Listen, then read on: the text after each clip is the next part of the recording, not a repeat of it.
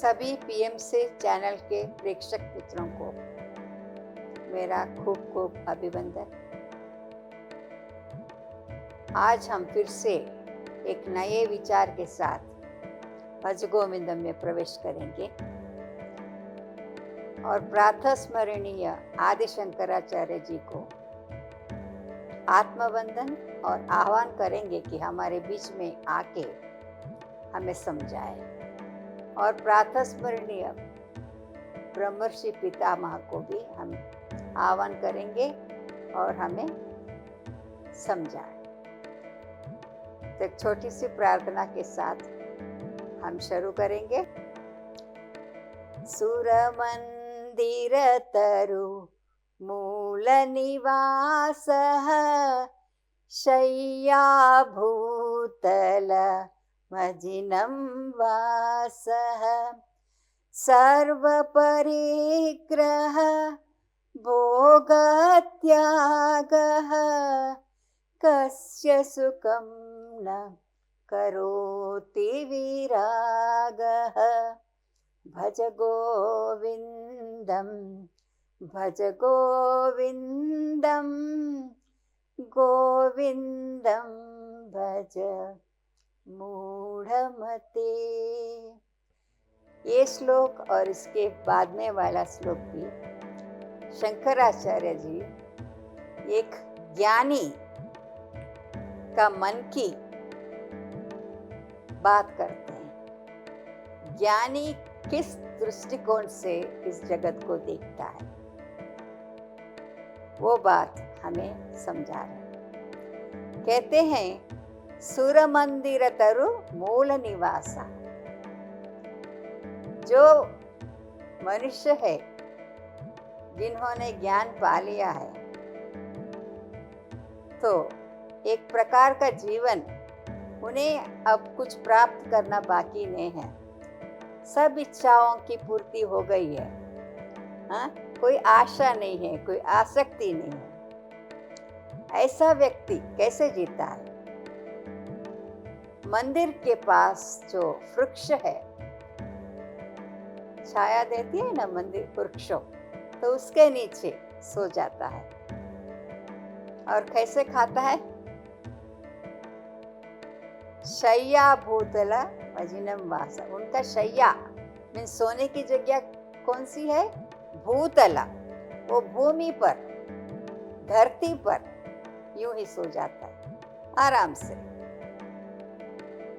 और फिर सर्व परिग्रह भोगत्याग।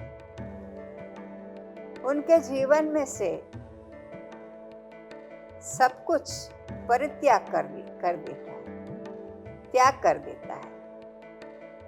भोग की त्याग भी करता है और आशाओं की भी त्याग करता है। और ऐसे व्यक्ति को क्या दुख होगी किसी बात की? जिसे कुछ नहीं चाहिए उसे दुख क्या होगी? दुख से वो दूर होगी, क्योंकि उसे कुछ चाहिए ही नहीं। जिसे कुछ नहीं चाहिए होता उसे दुख कैसा है? ऐसे वैराग्य वाले मनुष्य ज्ञान पा लिया है, तो प्रश्न उठता है कि त्याग करने से हमें सुख मिलती है?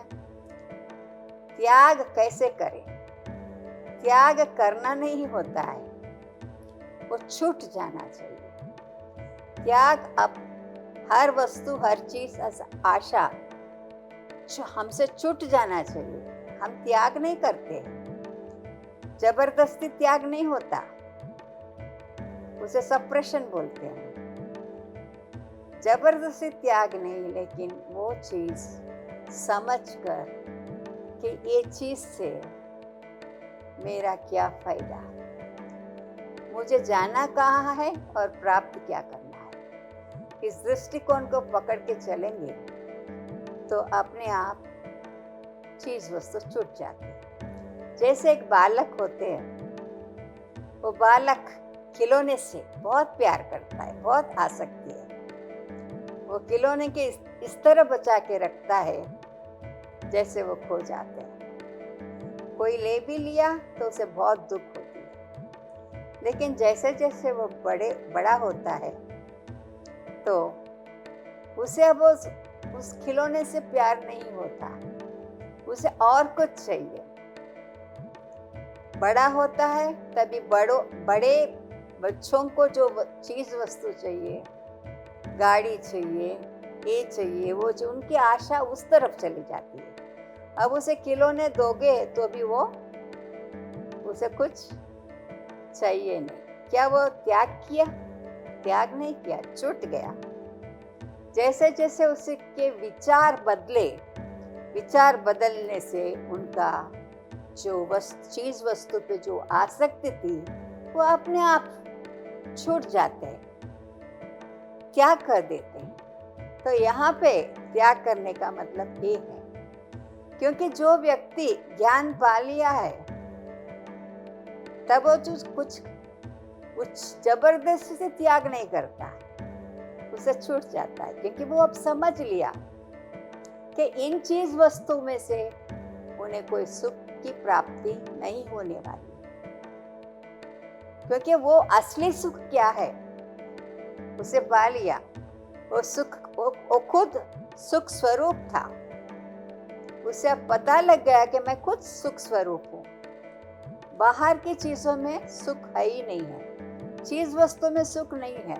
ये हमारी भ्रम है कि हमें इस चीज से सुख मिलेगा, इस चीज से सुख मिलेगा। इस तरह हमारी डिजायर जो है, इच्छाओं जो है बनते जाते हैं, लेकिन हमें पूर्णता नहीं मिलती है।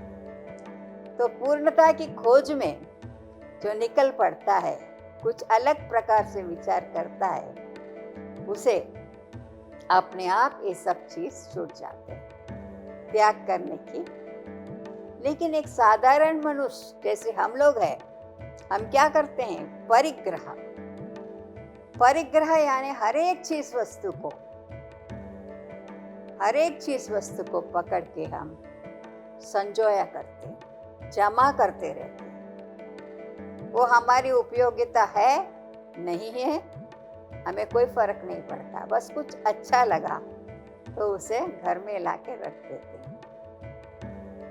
ऐसा हम वस्तुओं की परिग्रह करते हैं। कभी हमें भी ये विचार करना चाहिए कि हमारे पास जो भी वस्तु है, क्या असल में वो मेरे लिए उपयोगी है? अगर उपयोगी नहीं हो तो उसे दे देना चाहिए। इतना ही रखिए कि जो हमारी उपयोग में आता है। इसे परिग्रह बोलते हैं। और जैसे वो सन्यासी है, जो वैरागी है, वो अपरिग्रह है, क्योंकि वो परिग्रह नहीं करता है, वो जमा नहीं करता है कुछ भी। जो भी है उनके पास, जैसे श्लोक में बताया है कि वो मंदिर में सो जाता है, मंदिर में रहता है, और झाड़ के नीचे सो जाता है, धरती पे सो जाता है, और भिक्षा भी हाथ में जितना भिक्षा मिलता है वही लेके खाता है, बस खुश है, अपने आप में वो खुश है, उसे कुछ भी नहीं चाहिए। इस तरह की वैराग माने ये नहीं है तो आप घर बार छोड़ के चले जाएं तभी आपको मोक्ष मिलेगी, नहीं। जहां भी हो इस तरह की वृत्ति, शंकराचार्य जी क्या कह रहे हैं कि इस तरह की दृष्टिकोण रखिए। रखने से हमें हमारे जीवन, हम जहां भी है वहां एक वैराग की भावना रहती है। वैराग है ना, वीत राग और द्वेष छूट गए, क्योंकि हम वो सत्य को अभी पहचान लिया, और जो सत्य मुझ में है वो सभी में यही सत्य है। तो इस तरह जो जान लेता है वो एकदम सुख से जीवन जीता है, और वो ज्ञानी बन जाता है। ध्यान भी करता है और उनको ज्ञान, ये दोनों चीज साथ साथ में चलना चाहिए, तभी वो अपने आप को जान पाए। अद्वैतामृतम्।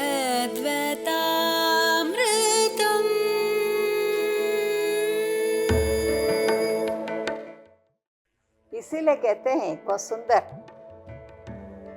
कबीर ने कहा है, राम, एक राम जो दशरथ का बेटा। एक राम कौन है? दशरथ का बेटा। और दूजा राम सकल पसारा।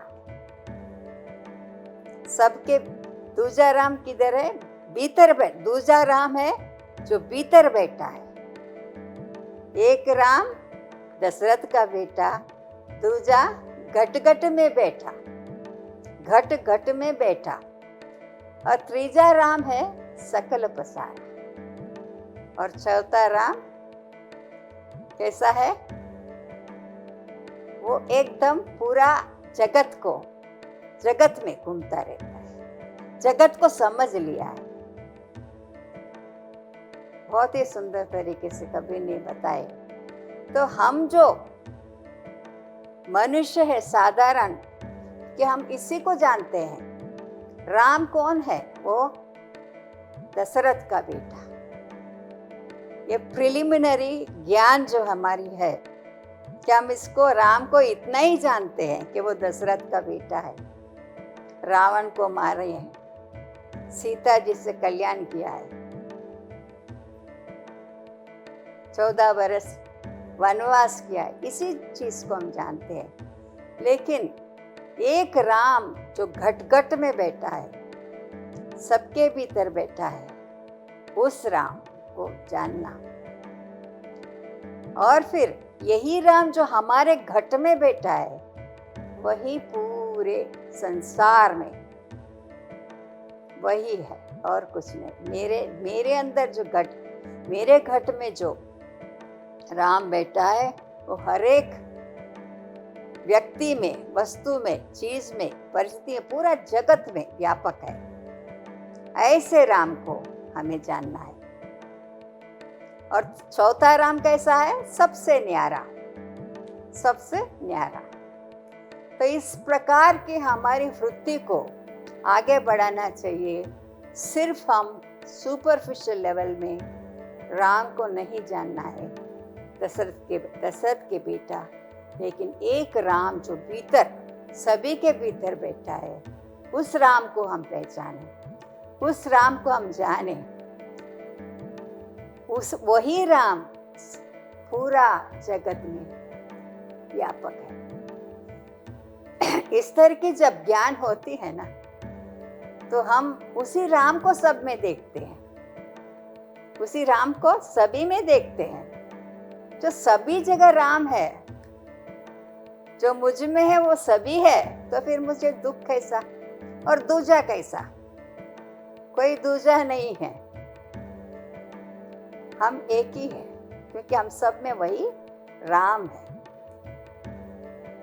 तो इस प्रकार के ज्ञान जो जान लेता है, समझ लेता है, वह ज्ञानी है, वह ज्ञानी है। उसे अभी किसी चीज की कोई प्राप्त करनी नहीं है, क्योंकि सभी में वही है, सभी में वही, उसी को देखता है। कितनी सुंदर बात है। इस तरह की जब दृष्टिकोण बनेगी हमारी, तो हम सच में ज्ञान को पा लिया है। आनंद नहीं, हम समझते हैं कि आनंद मिलती है। आनंद तो चीज वस्तु में भी मिलती है, थोड़े क्षण के लिए, एक क्षण भर के आनंद हम सब लोग को मिलती है वस्तु से।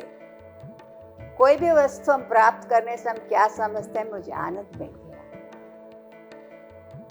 आनंद मिल गया। मैं गंगा सागर में नहा लिया तो मुझे आनंद मिल गया। मैं दान कर लिया तो आनंद मिल गया। मैं तीर्थ यात्रा कर लिया तो आनंद मिल गया। क्या वो आनंद शाश्वत है? इस बात को हमें समझना है।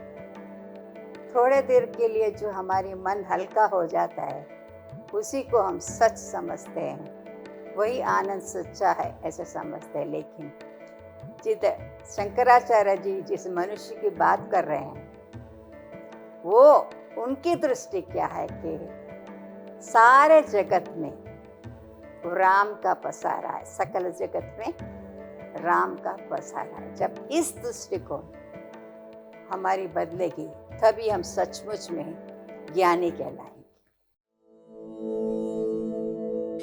अद्वैतामृतम्।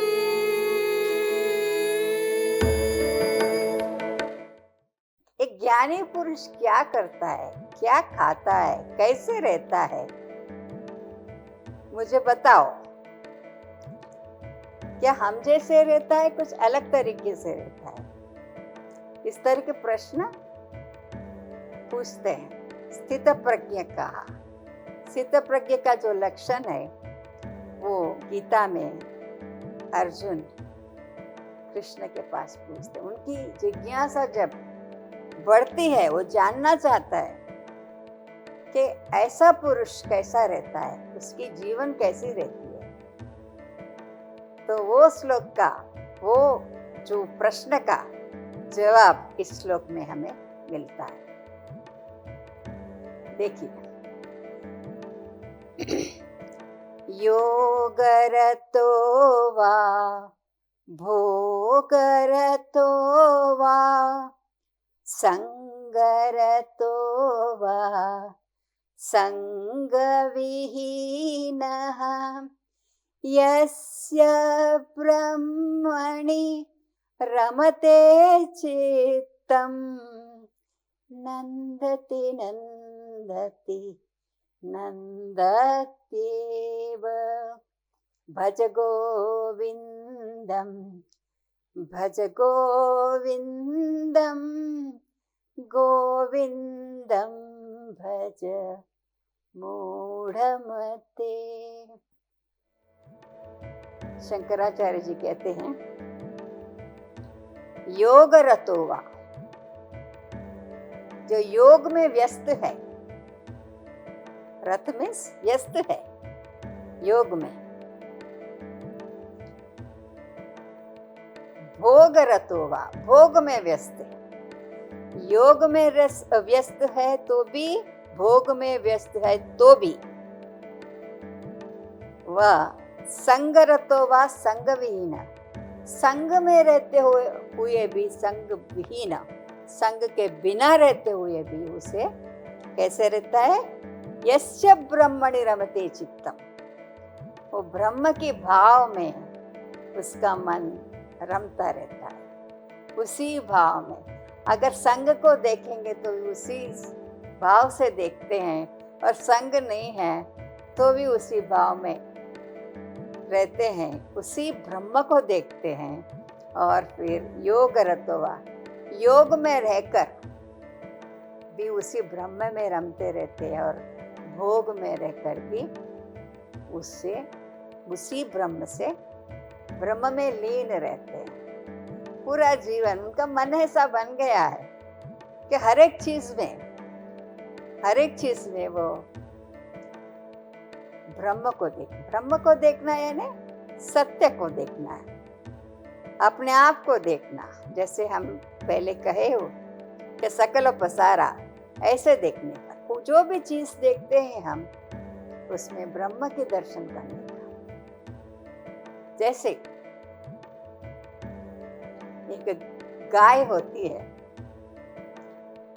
वो चारा खाती है ना, गाय घास खाती है, तो घास खाती है चारा, और फिर चारा खा के वो पूरा पहला खा लेती है, फिर बैठ के धीरे धीरे धीरे धीरे उस चारा को चबाती रहती है,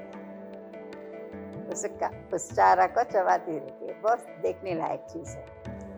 तो ये देखने से हमें क्या समझ पड़ती है? अगर साधारण मनुष्य की विचार हमारी साधारण है, तो हम समझते हैं गाय चारा खा रही है बैठे बैठे। नहीं, इसमें भी एक दृष्टिकोण देखिए। जैसे हम सुनते हैं, जैसे भगवान बताते हैं आदि शंकराचार्य जी कि 3 चीज करना चाहिए हर एक मनुष्य को, श्रवणम, मननम, निधिध्यासन। श्रवण, हम श्रवण करते हैं ना, सब हमेशा श्रवण करते हैं, अच्छी चीज की श्रवण करते हैं, वेदों की श्रवण करते हैं, भगवद गीता की श्रवण करते हैं, अच्छे अच्छे बातों की श्रवण करते हैं। ये सब हम श्रवण करते हैं। फिर क्या करते हैं? श्रवण करके मनन करते हैं। वो सुना हुई बातों को हम वागोड़ते रहते हैं। हम उसी को हमारे मन में चलती रहती है कि इन्होंने ये किया, ये कहा है, इसके पीछे क्या अर्थ होगा, क्योंकि हमें समझना है ना, सुन के छोड़ने देने का, समझना है कि ये क्या है, ये सत्य की बात कहा है तो क्या है। तो इस तरह मनन करके करके फिर मनन करने के बाद हमें पता लगता है और हमारी कन्विक्शन हो जाती है कि हाँ, ये जो बात है बिल्कुल सत्य बात है। तो उस सत्य में हमें निधिध्यासन यानी कॉन्टेम्पलेशन यानी मेडिटेशन करके उस बात को उतारना चाहिए। तो बात आती है इस गाय की जो चारा खा के बैठ के चबा रही है, वो क्या कर रही है? वो पहला खाया, फिर उसे चबा रही है, मीन्स मनन कर रही है। इस दृष्टि से देखिए, वो बैठे बैठे मनन कर रही है। कितनी सुंदर बात है। इस तरह की बात, इस तरह की दृष्टि हमें सब कुछ दुनिया में देखना चाहिए। हर एक चीज में वेदांत छुपा हुआ है, हर एक चीज में। तो उसे इस तरह की दृष्टियां बनने से हम उस बात को स्वीकार कर सकेंगे। जैसे हमने बताया कि राम जो है दशरथ का बेटा, एक राम दशरथ का बेटा, दूजा घट में बैठा, तीजा राम सकल बसारा, और चौथा राम सबसे न्यारा, है ना। तो इस तरह इसमें क्या बता रहे हैं कि हमारी जो ज्ञान है कैसे बढ़ती है, उसको हमें समझना चाहिए। इस तरह की बात सुना रहे हैं। और ऐसा व्यक्ति जो है, जो इस तरह देखता है, योगरतो वा भोगरतो वा संगरतो वा संगविहीना, यस्य ब्रह्मणि रमते चित्तम नंदति नंदति नंदति, वो हमेशा खुश रहता है। वो खुशी वास्तविक खुशी है। वास्तविकता में वही खुशी को खुशी कहते हैं।